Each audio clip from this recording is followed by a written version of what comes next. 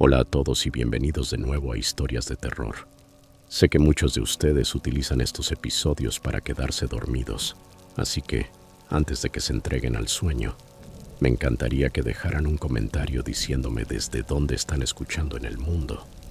Además, no olviden darle me gusta y suscribirse si están disfrutando de los episodios. Gracias por estar aquí.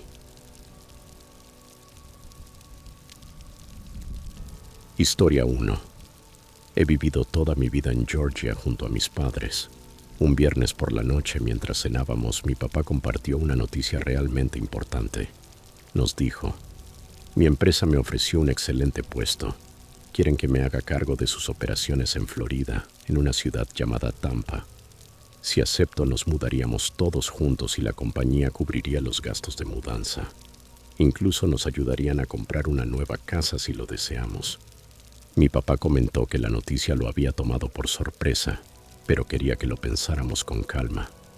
Dijo que podría ser un nuevo comienzo, sobre todo porque hacía mucho tiempo que no tomábamos unas vacaciones, y menos aún en Florida.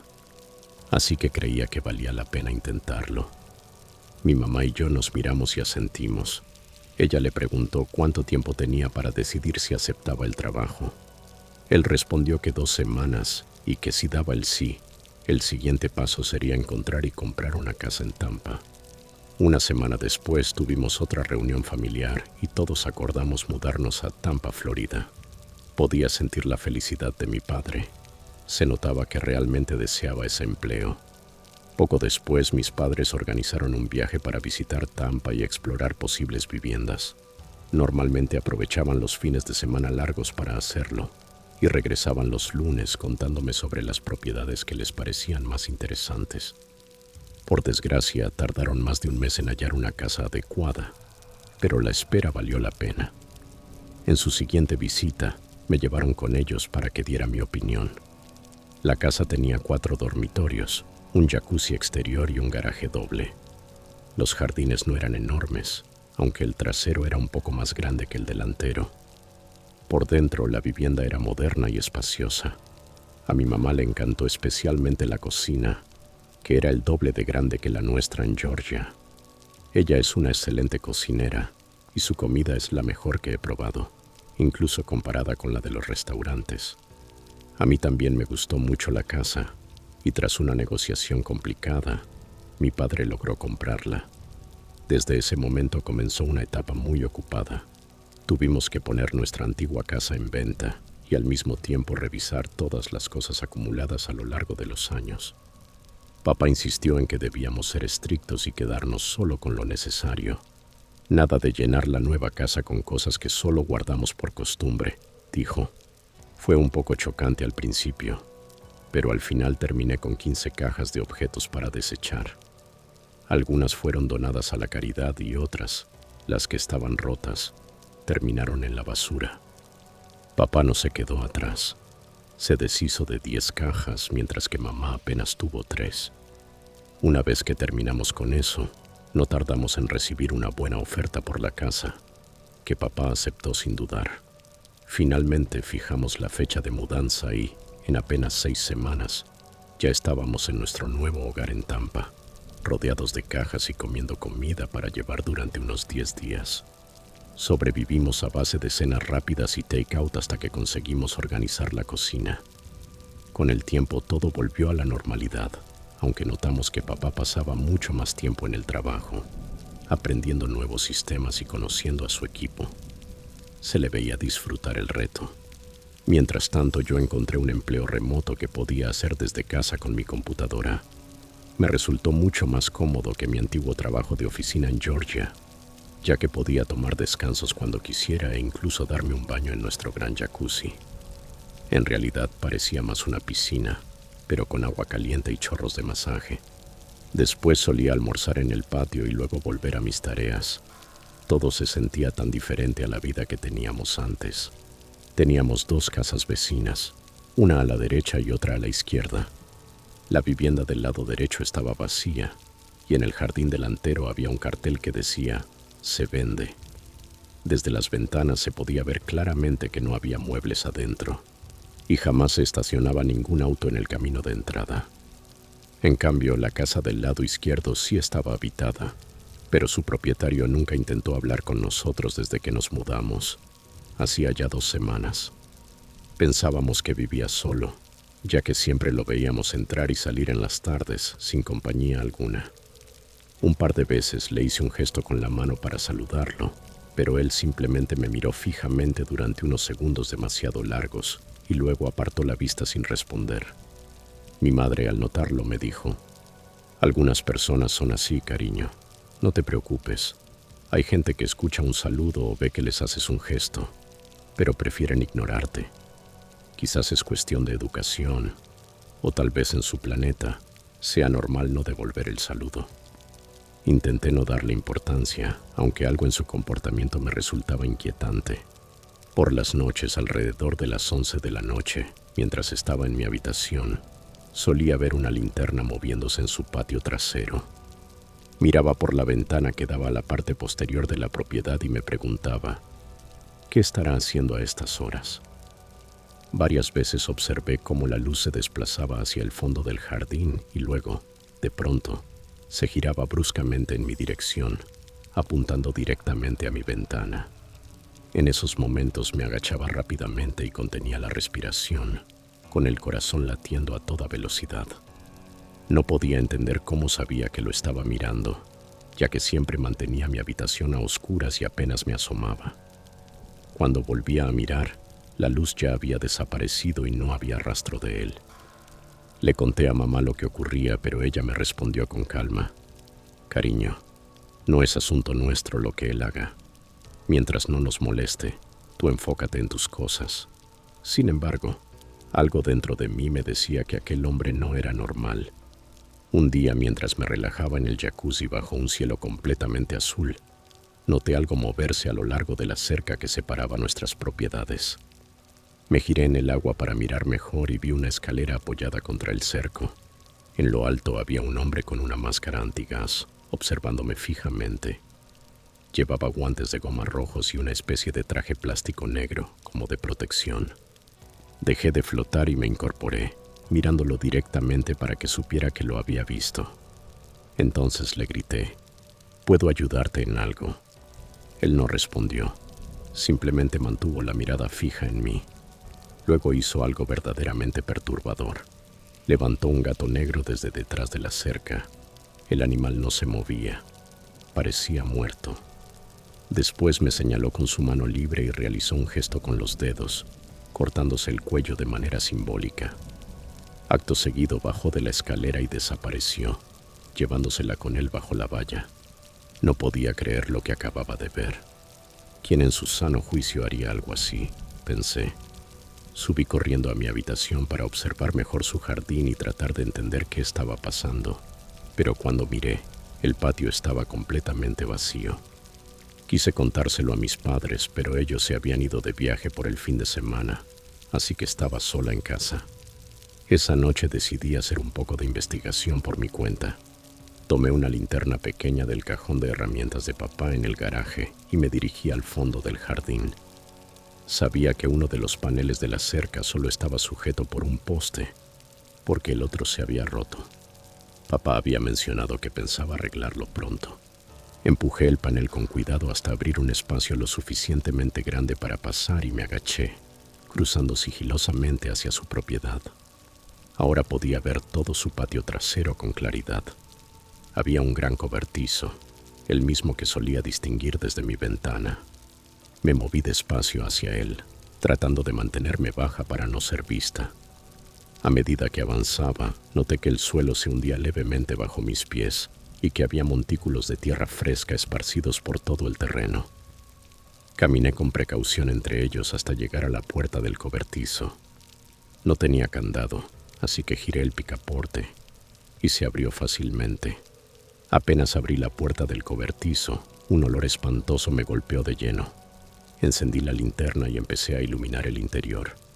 Lo primero que vi fue una mesa grande en el centro, sobre la cual había una tabla de madera gruesa, como las que usan los carniceros.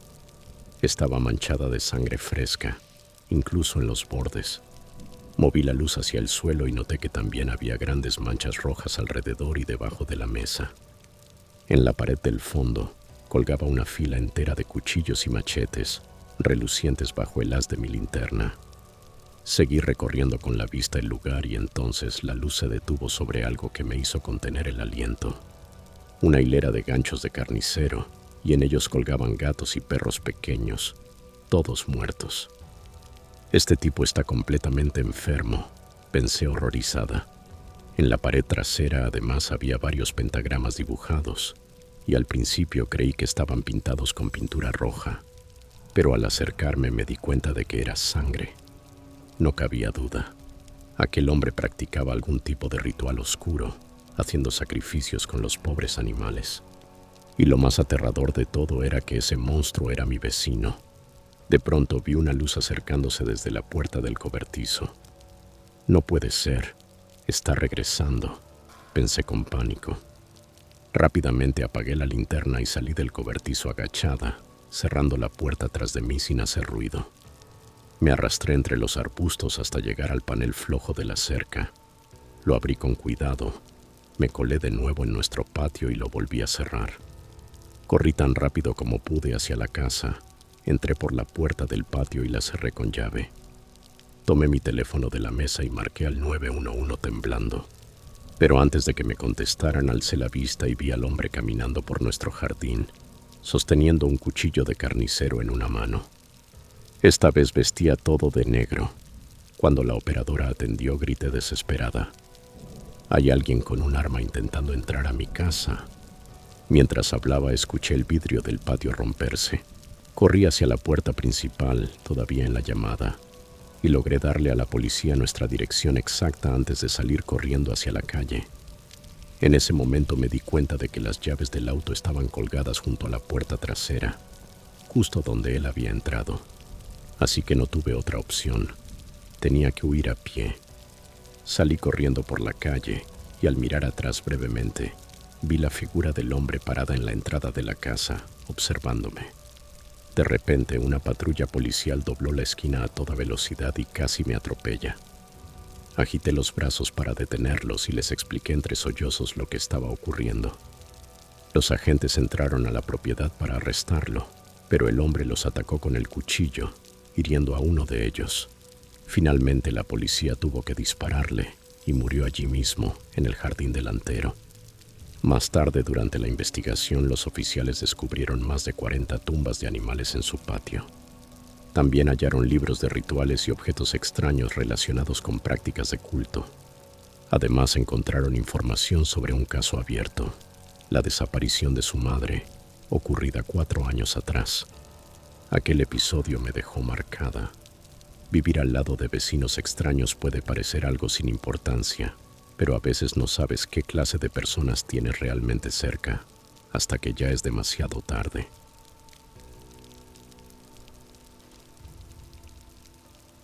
Historia 2. Durante más de 10 años fui realmente feliz con mi esposa. Vivíamos en Nueva York todo ese tiempo, y antes de eso nos habíamos conocido en una reunión de trabajo. Después de unos meses de vernos en distintos proyectos, comenzamos a salir juntos.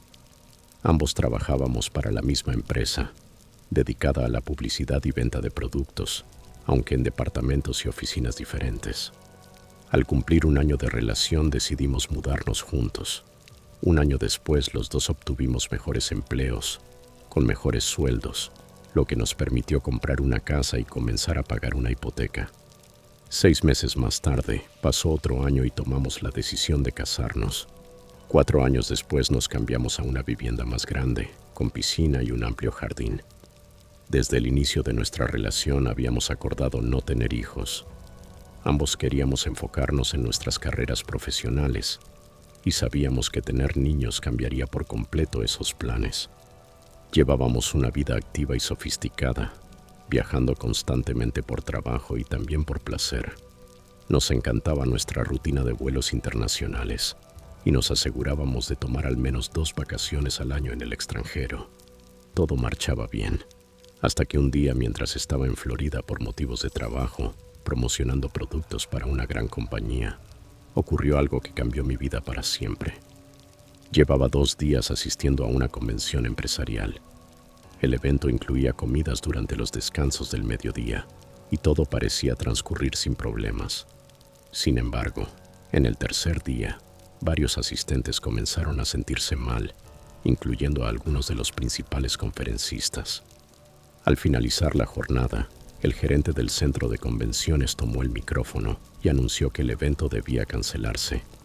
Explicó que circulaba un virus estomacal entre los asistentes y que, por precaución, se había decidido cerrar el lugar temporalmente. También dijo que se había notificado a las autoridades sanitarias y que se realizaría un muestreo, control y limpieza profunda del centro. Tan pronto terminó el anuncio, me fui del lugar. Reuní a mi equipo y les dije que regresaran al hotel, se ducharan, cambiaran toda su ropa y lavaran lo usado con agua caliente, colocando todo lo sucio en bolsas aparte. Les pedí que al volver a casa intentaran evitar cualquier posible contaminación y que, si podían, se aislaran unos días. Por suerte, ninguno de los miembros de mi equipo se enfermó, aunque conocía a varios delegados que sí habían caído enfermos, algunos tan graves que tuvieron que llamar al médico. Instruí a mi equipo para que tomaran el siguiente vuelo disponible de regreso, y cuando volví a mi habitación hice lo mismo. Me duché, embolsé mi ropa y me cambié. Después intenté llamar a mi esposa, pero la llamada fue directo al buzón de voz. Entonces marqué a su oficina y su asistente me respondió diciendo que Rachel había tomado la semana libre por vacaciones. ¿Vacaciones? Qué raro, pensé. Ella no me había mencionado nada sobre tomarse días libres antes de que yo partiera al viaje. Decidí no dejarle mensaje y simplemente reservé el siguiente vuelo de regreso a Nueva York, que salía a la mañana siguiente. Al aterrizar en Nueva York, recogí mi auto del estacionamiento del aeropuerto y conduje hacia casa. El camino estaba despejado, sin tráfico, así que llegué en menos tiempo del esperado. Al entrar a mi calle vi algo que me hizo fruncir el ceño. Un Audi negro estaba estacionado justo frente a nuestra puerta. Del otro lado del camino estaba el Jaguar rojo de Rachel. Aparqué junto a ellos y me quedé mirando el Audi.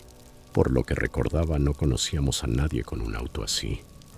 Mi mente empezó a llenarse de suposiciones, pero traté de mantener la calma.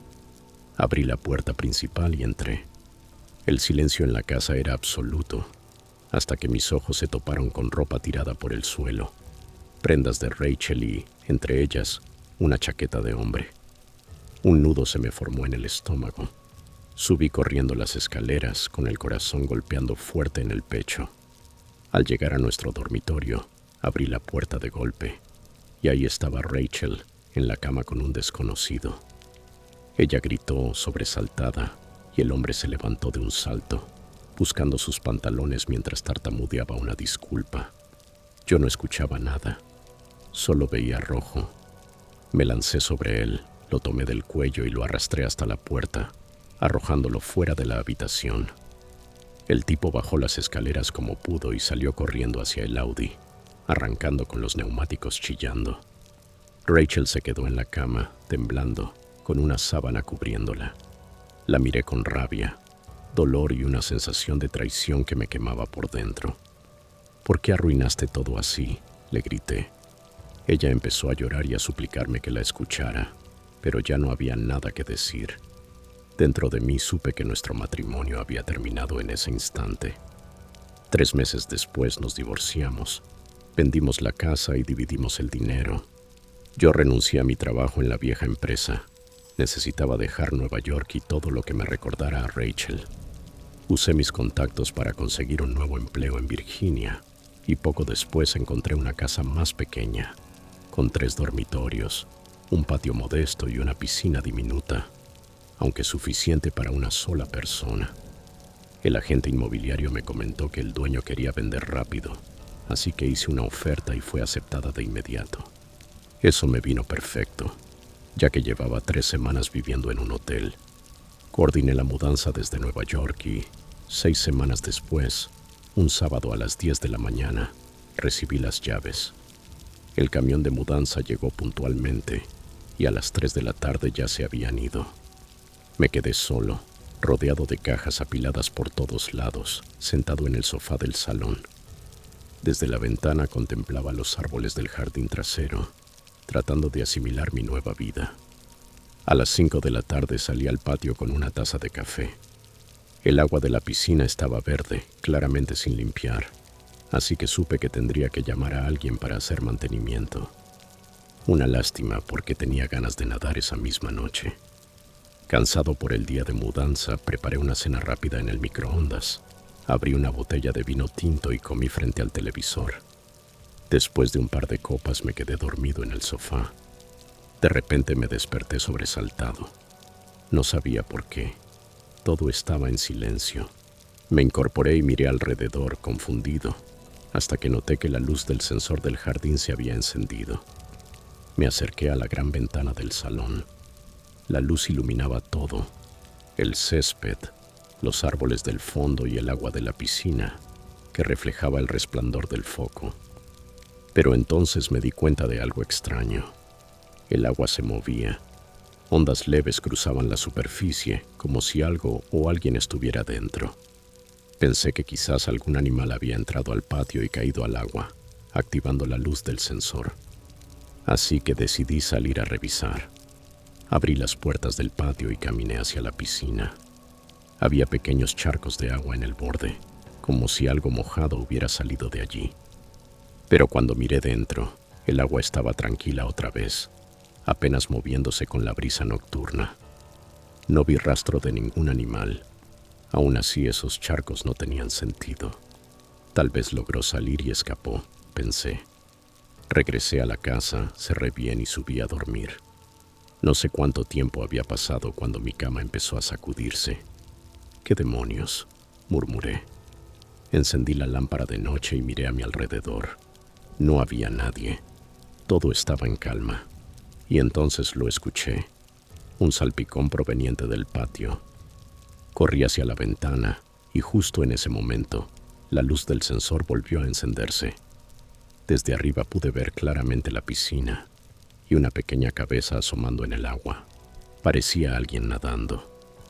Seguro es algún niño del vecindario haciendo una broma o un reto, pensé. Me vestí apresuradamente, bajé las escaleras y salí corriendo hacia el jardín. La piscina estaba agitada, con olas pequeñas, pero no había nadie allí. Solo vi de nuevo los charcos cerca del borde, aunque esta vez dejaban un rastro de agua sobre el césped. Seguí el camino húmedo con la linterna hasta el fondo del terreno, donde simplemente se desvanecía. Nada tenía sentido. Mientras me daba la vuelta para regresar a casa, escuché un ruido. Era un raspado, como si algo arañara madera o metal. Me detuve en seco y giré sobre mis talones, buscando el origen del sonido, pero no vi nada. El ruido se detuvo unos segundos y luego volvió, esta vez más fuerte, más insistente.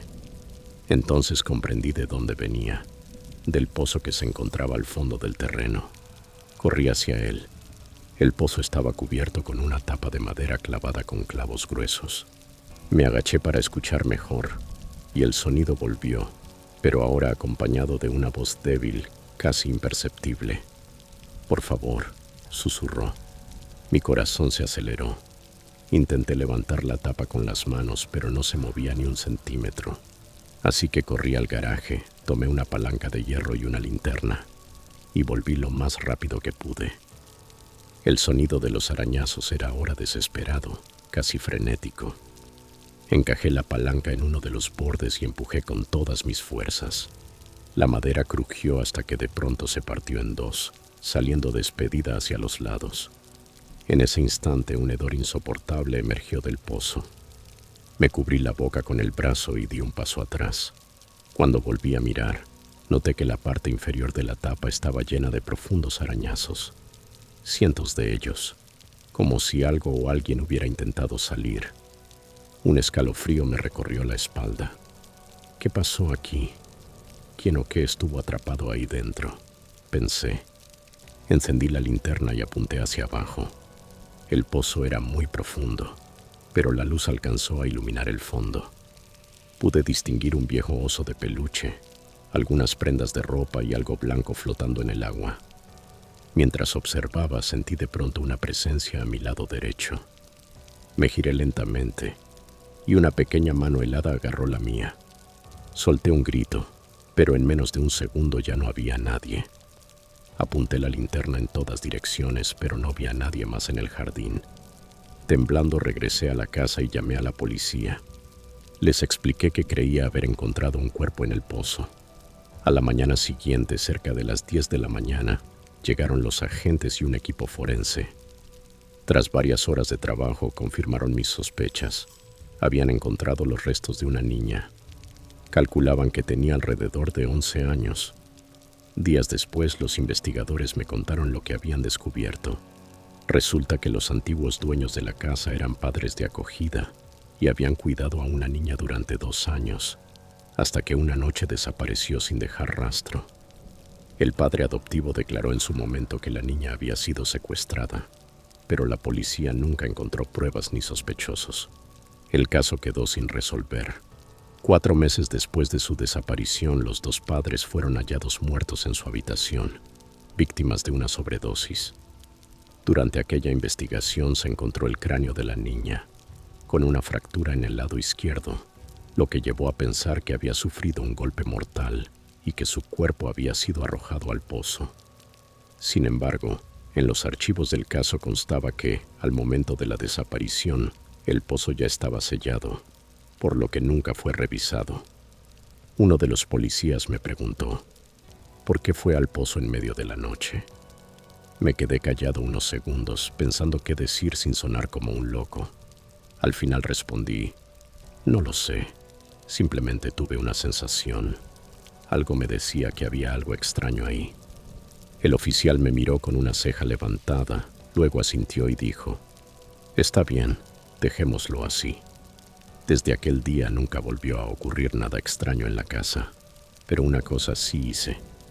Dejé el pozo abierto.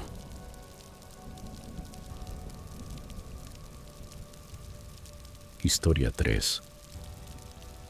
Cuando era muy pequeña viví algo realmente aterrador. Había una pistola en la parte trasera del camión de mis padres y de forma accidental se disparó.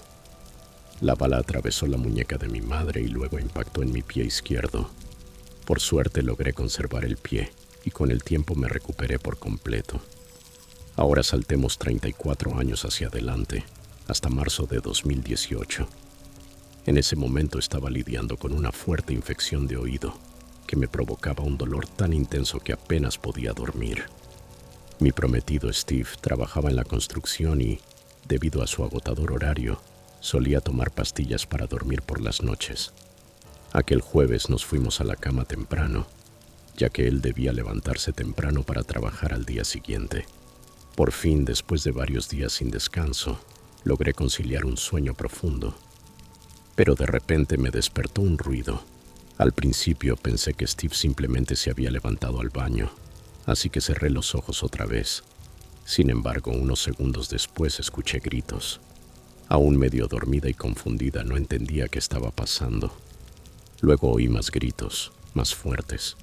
Salté de la cama, descalza y a oscuras, y fue entonces cuando reconocí la voz de Steve. Estaba gritando. Por un momento pensé que la policía había entrado en la casa o que algo grave estaba ocurriendo afuera. Pero las primeras palabras que logré comprender fueron, «Dame el dinero». Eso me congeló. ¿Qué? La policía no dice eso, pensé horrorizada. Steve estaba completamente desnudo, corriendo hacia los atacantes. Golpeó la puerta de nuestra habitación con fuerza, intentando impedir que los intrusos entraran donde yo estaba. Del otro lado, los hombres trataban de forzar la puerta, empujando con violencia, mientras Steve la mantenía cerrada como podía. Entonces escuché disparos. Los atacantes estaban disparando hacia nosotros. Vi a Steve moverse de un lado a otro, ágil como un gato, esquivando las balas y empujando la puerta con todo su cuerpo para protegerme. Entre el caos lo escuché gritar, «Agarra el arma, agarra el arma». Por un momento no entendí. Mi mente seguía aturdida por el sueño y el miedo. ¿Cómo se supone que voy a quitarles el arma a esos tipos?, pensé. Entonces comprendí que se refería a nuestra propia pistola. Corrí, encendí la luz, tomé el arma y se la pasé a Steve. Pero en ese instante los intrusos, esos malnacidos, ya habían huido por la puerta trasera, por donde habían entrado. Más tarde descubriríamos que nuestro despistado compañero de casa había olvidado cerrar con llave esa puerta. Yo estaba temblando, casi en estado de pánico. Steve había sido rozado por 2 de las 6 balas que dispararon, pero por milagro, ninguna lo hirió gravemente. Pasé un mes entero cuidando sus heridas y ayudándolo a recuperarse. Después de eso adoptamos un perro y colocamos un sistema de seguridad en toda la casa. Aún así, el miedo nunca se fue del todo. Incluso ahora, algunas noches todavía coloco una silla contra la manija de la puerta antes de dormir. Hace casi 2 años que no logro descansar bien. Pienso en lo afortunados que fuimos esa noche. Normalmente con sus pastillas, Steve habría dormido profundamente y yo habría sido la primera en despertar, tal vez demasiado tarde. Pero por un milagro inexplicable, él escuchó los ruidos antes que yo. Esa noche Steve nos salvó la vida. Actuó con un coraje que nunca olvidaré. De hecho, él debía estar en Florida por trabajo hasta la semana siguiente, pero decidió volver antes. A veces pienso que si no lo hubiera hecho, yo no estaría contando esta historia. No puedo evitar sentir que hay una especie de maldición en mi vida. Primero mi madre resultó herida por una bala cuando yo era niña, y ahora mi prometido también. Me asusta imaginar que las personas que más amo terminan recibiendo disparos solo por estar cerca de mí. Esa idea me persigue. A los 2 hombres armados que irrumpieron en mi casa y me arrebataron la sensación de seguridad, solo puedo decirles esto. De verdad espero que el karma los alcance